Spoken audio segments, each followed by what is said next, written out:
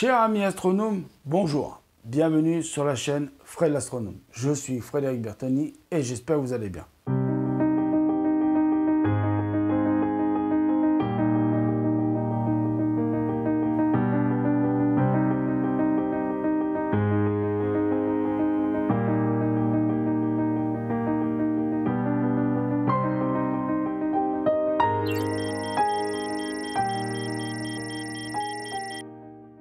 Oui, nous allons encore parler une fois de cette petite machine que vous avez vu, j'ai fait plein de vidéos dessus déjà pour vous expliquer comment j'en étais content et que c'est une belle petite machine de guerre, voilà, qui prend bien les traces de doigts par contre. Ça, par contre, pour prendre les traces de doigts, ça prend les traces de doigts.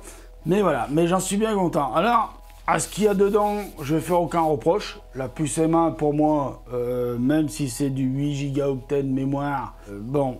Elle est très bien, cette puce M1, elle est très puissante, je ne reviendrai pas là-dessus, je vous ai assez fait de vidéos pour vous dire comment elle était puissante et pour vous dire que moi elle me suffisait largement pour le moment pour monter de la vidéo 4K pour celle que je monte en 4K. Par contre, c'est vrai que je vais revenir un petit peu sur certaines choses, plutôt sur le form factor du truc, de la machine. Mais alors le form factor, moi il me dérange pas vraiment. Ce qui me dérange un peu, c'est que ça s'appelle MacBook Pro. Et donc, c'est vrai que personnellement, moi, vous savez, les deux petites prises qu'il y a là, que je vous montre ici, j'aurais préféré qu'il y en ait deux autres de ce côté. Alors, bon, bien sûr, il y a un mini jack, mais là aussi, il manque un truc, Apple.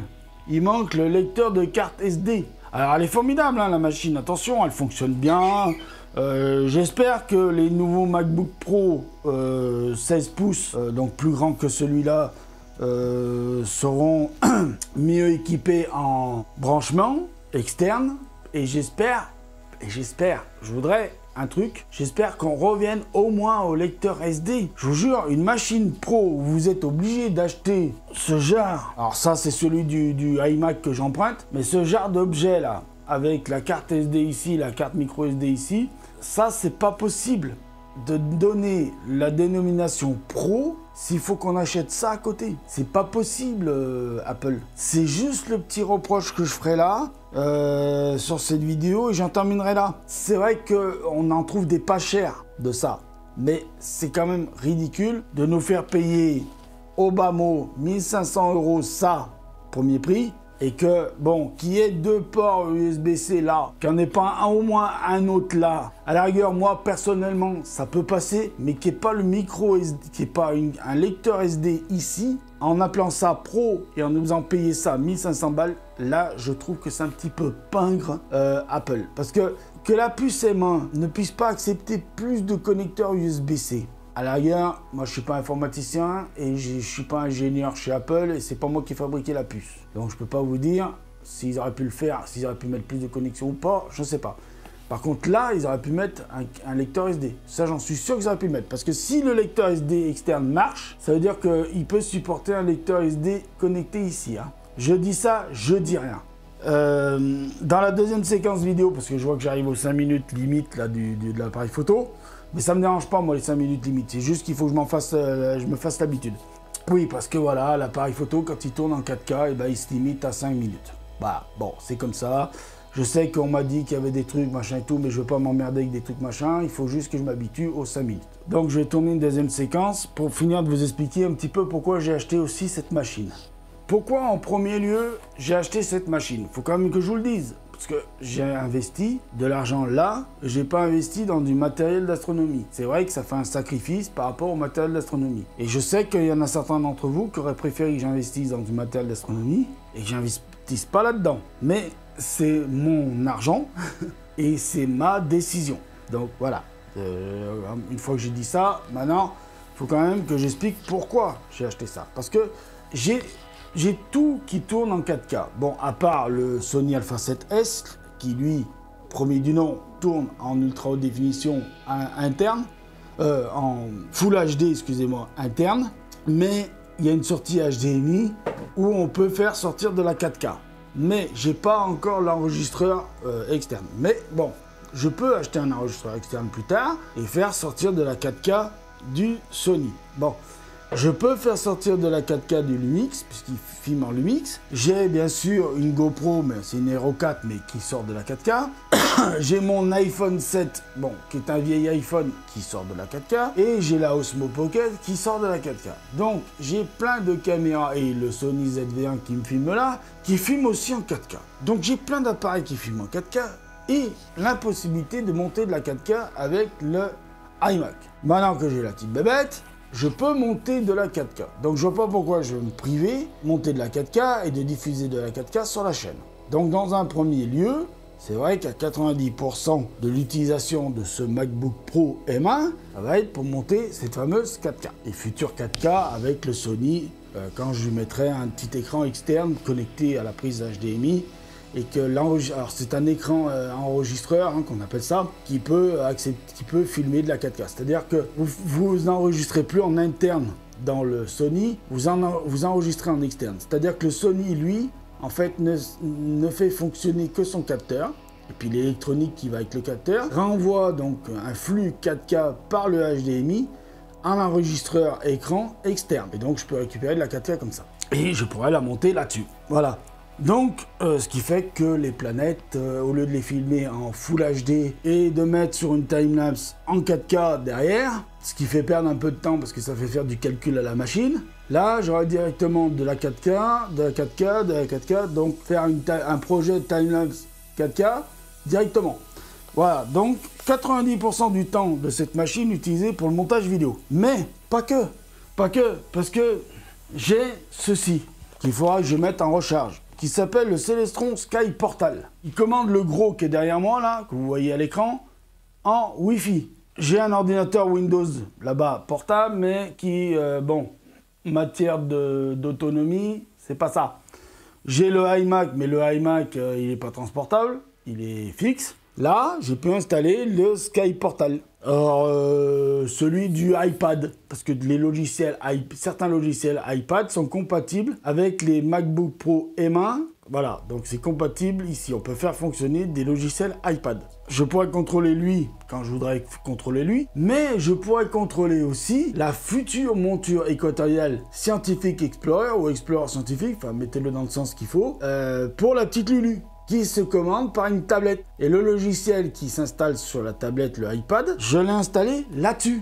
Et donc, là-dessus, je peux piloter le logiciel. Donc, si je peux piloter le logiciel, je peux piloter la future monture. Avec son autonomie hyper grande, hyper longue, qui dure...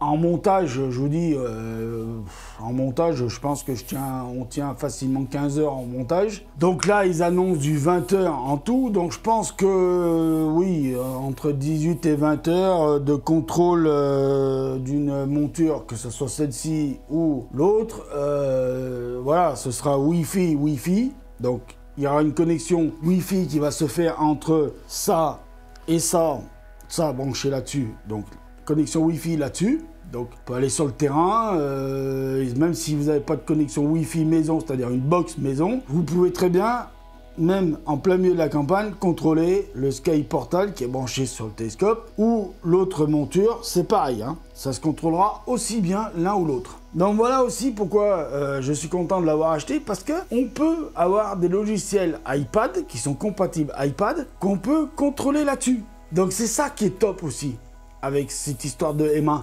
c'est que je devais acheter une tablette pour acheter la monture équatoriale, pour pouvoir installer le logiciel dessus, pour pouvoir la contrôler. Alors que ce soit une tablette Android ou une tablette iPad, il fallait quand même que j'achète une tablette. Mais là, fini, plus besoin d'acheter la tablette, elle est là la tablette. Et oui, le logiciel iPad qui va contrôler la Explorer Scientifique, il est là-dedans. Et contrôlable avec la souris, machin, patati patala. Voilà. Donc je vais le poser parce que je vais pas le faire tomber. Hein. Coûte quand même 1500 balles et puis j'ai pas fini de le payer au moment où je tourne la vidéo. J'ai payé que 2 mois. Il m'en reste encore 2. Donc on va se calmer avec la bébête. Hein. On va pas faire tomber par terre. Donc c'est pour ça que j'ai acheté aussi ce matériel-là, parce que il y avait le bruit qui courait, comme quoi on allait pouvoir installer les logiciels iPad. Alors, certains logiciels iPad, parce qu'il y en a qui ne sont pas compatibles encore. Il faut attendre un petit peu que les programmateurs de ces programmes-là les mettent compatibles M1.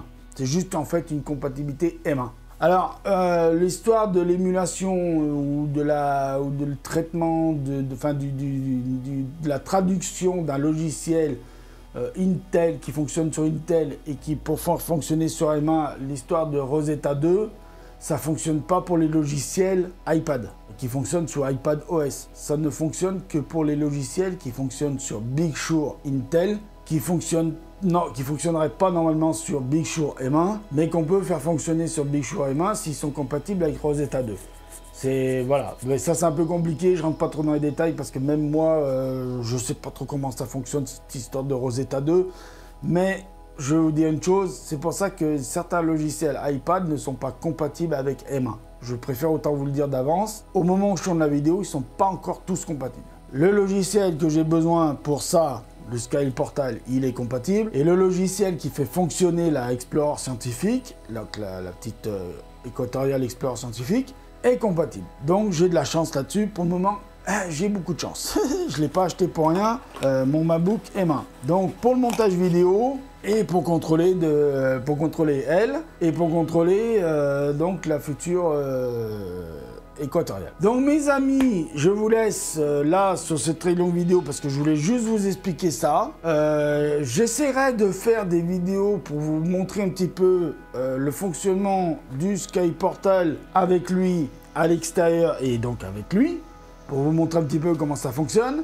Quand j'aurai la petite monture Lulu, quand je pourrai l'acheter, donc là c'est pas avant 2-3 mois, hein, au moment où je tourne la vidéo, donc on est en janvier, donc février-mars, pas avant avril on va dire, on va calculer pas avant avril, donc voilà, c'est des petites vidéos que je vous donne d'avance. J'essaierai aussi de vous faire une démonstration du fonctionnement de la monture. Alors il faudra que je prenne la main dessus, quand je l'aurai acheté, il faudra attendre encore un petit peu parce qu'il faudra que je prenne la main dessus, il faut que je connaisse le principe de fonctionnement, tout ça.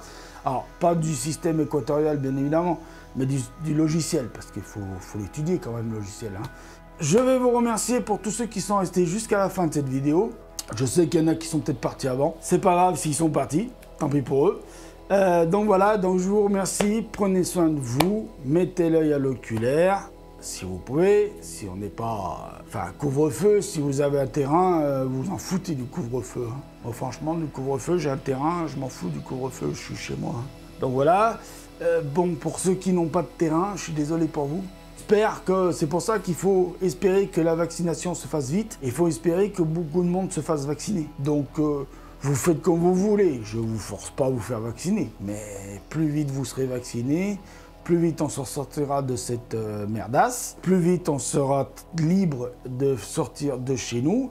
Et pour ceux qui sont en appartement et qui ont l'habitude d'aller à la campagne, ben réfléchissez 2 fois à bien vous faire vacciner. Comme ça, vous serez tranquille, vous serez libre de vous promener, de sortir votre matériel et d'aller faire de l'astronomie avec vos poteaux. Voilà, petit message de fin. Je vous dis merci, prenez soin de vous, mettez l'œil à l'oculaire et au revoir et à la prochaine vidéo, je sais pas quand. Voilà, ciao.